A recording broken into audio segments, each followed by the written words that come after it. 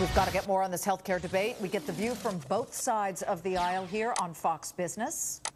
We actually, unfortunately, there's a vote taking place right now, so we're only going to be able to get one side of the aisle, the Republican side. Congressman Steve King of Iowa is joining us. Hopefully, before the hour is out, we will get our Democratic representative as well with us. But Steve King, we thank you very much for taking the time to talk to us about it. I want to start first on a compromise element, which both sides of the aisle seem to somewhat agree on. In fact, it's being put forth by Democrats, and some Republicans have said it's good. That's this CoOp Plan, a sort of a voluntary cooperative in order to get the best deal from healthcare providers. Explain how this works and what its chances are of passing in Congress.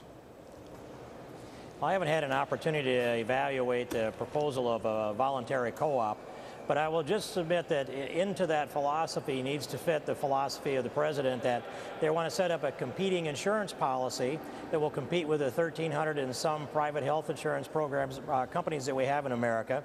If government comes in and subsidizes health care and that's a competing entity, then it will just naturally outcompete and atrophy the private sector, and we'll end up with a government policy. That's my number one concern, is I don't want nationalized health care. I don't want socialized medicine. I want people to have their doctor-patient relationship.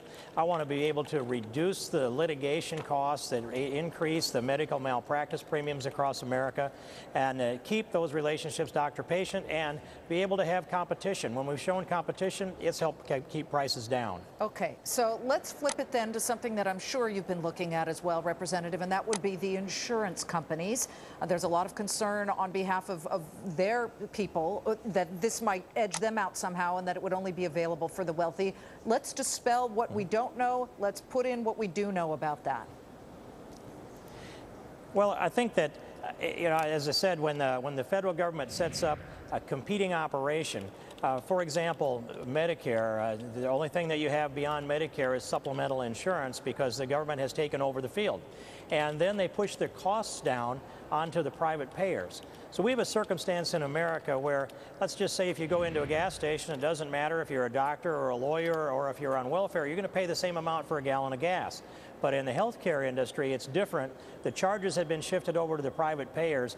Government thinks they kept healthcare costs down because they used their bargaining leverage to drive their costs down, but they've shifted those costs over onto the private payers. And I think that's a root cause here that's been almost not discussed at all across America. All right. Now, Congressman, we have some members of Congress from the Democratic side who say they want a single-payer system. Barney Frank is on the record as saying that. He wants Medicare for everybody, as he puts it. We have Nancy Pelosi alluding to the same thing. Do you think that members of Congress are going to be the one to put forth a single-payer system that does crowd out private insurers altogether, and then the president will follow?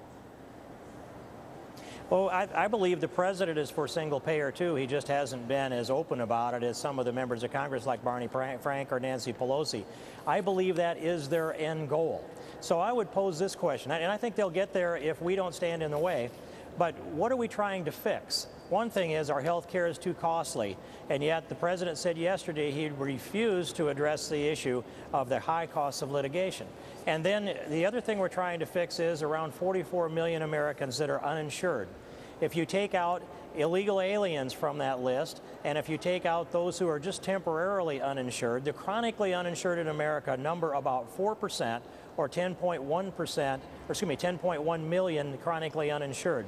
Now, if we would just provide full deductibility for all the health insurance premiums for everybody in America on the same standard, I think we'd come a long ways towards closing that gap. But 4% isn't an alarming number when you think about it in those terms. All right. An Iowa Republican is joining us with his view. Steve King, we